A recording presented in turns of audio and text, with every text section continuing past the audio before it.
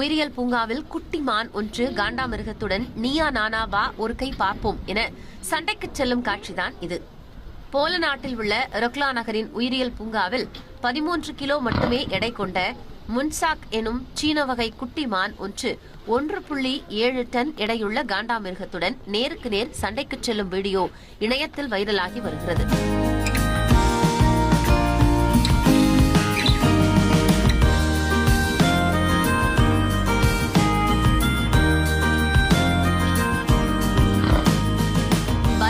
கோலியாத்தை தாவீது எனும் சிறுவன் வீழ்த்தியதைப் போல சுமார் 2 டன் அளவிற்கான காண்டாமிருகத்துடன் போட்டி போட்டு இந்த குட்டிமான் மல்லு கட்டுகிறது.